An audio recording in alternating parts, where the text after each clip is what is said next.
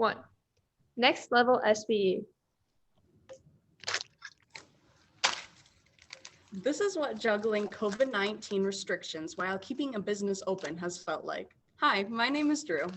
And my name is Macy, and we are the school store representatives for Fruitport High School. As you know, COVID-19 has affected so many of our lives. And this past year has been quite the challenge, especially when it comes to school.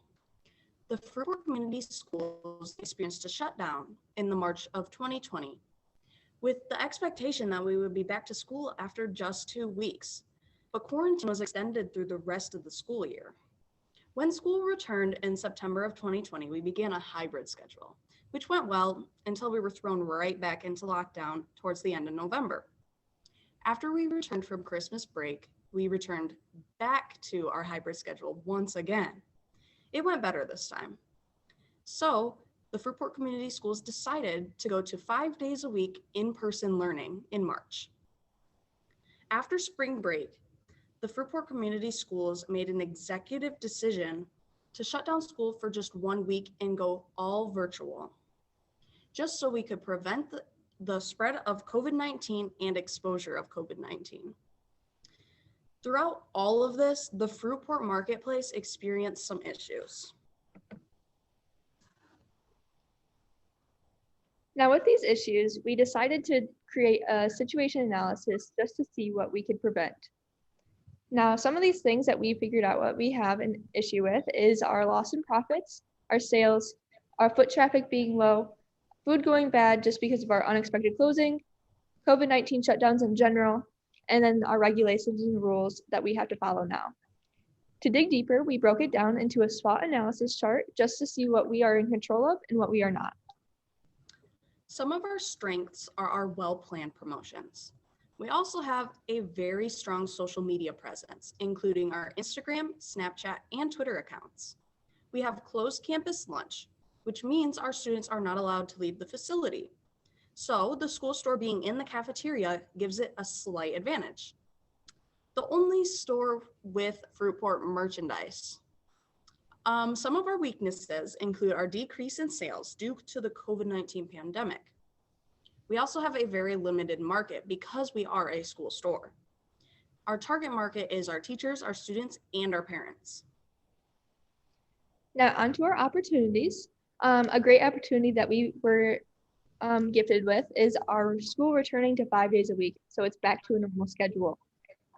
Just before in our hybrid schedule, we were only in school 2 days a week, and students were only in there not as much as a 5 day week is normal. And we couldn't get as many people in. And even during those hybrid weeks, sometimes the school store wasn't even open. Another opportunity that we faced was the incoming freshmen.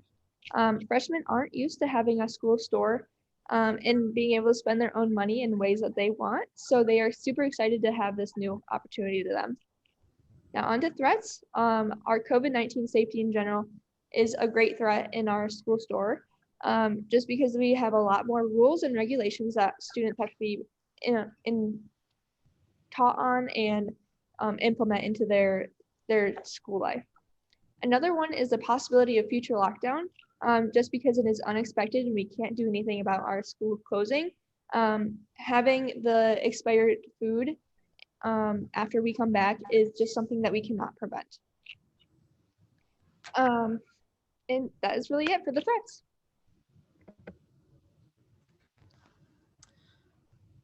Loss in profit was definitely our biggest concern.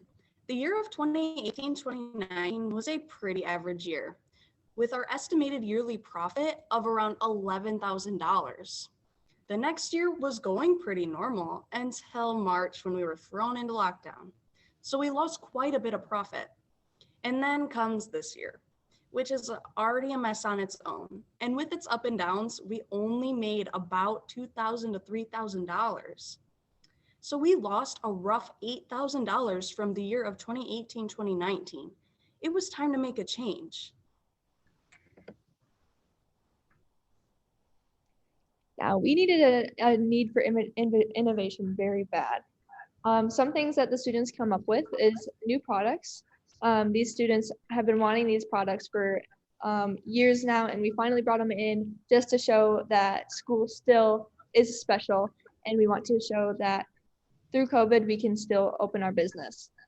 Our new promotions that we offered in the hallways. We have school monitors on the wall for TVs, and we actually displayed our ads and sales on there for the week. And it made it so students didn't have to come in to see our sales, and it prevented everybody to be in close gathering. Another big one of our innovation ideas was delivering to students in the cafeteria. Now, for students who are working in the school store at lunchtime, we would have them deliver to students like Otis Spunkmeyer cookies, and they were living for it. Students loved this idea, and they liked how they didn't have to get out of their seats, and it was just fun for everyone.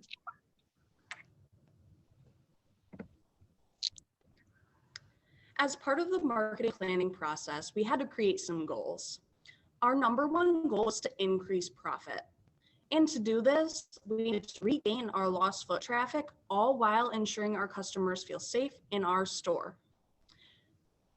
Once we had our goals set in stone, we decided to do some market research to figure out the needs and wants of our target market. But before we implemented these ideas, we used the market planning process to create these goals and conduct research, and we did this through surveys and focus groups. Now, our upper level marketing classes actually created these surveys and decided what we want on them to see what we want from the students and what we need to get from them information-wise. We put things on there like if they knew about our social media, their view on us, on the school store in general, and just stuff like that. And then we analyzed this data and used it and put it for our future promotions. Also for focus groups, we would use this on the new products coming in to see the interest in it and see how students felt about the new products coming in. An analysis of this research that we got, our data, it's like what to carry. And as you can see, one of the examples is the preferred clothing brand. So we got back that Champion was our number one preferred clothing brand that students wanted in the school store. So now all of our Fruitport merchandise is through Champion, and what we all of our Fruitport wear and Spirit wear is on Champion clothing and has brought major great sales to the school store for us.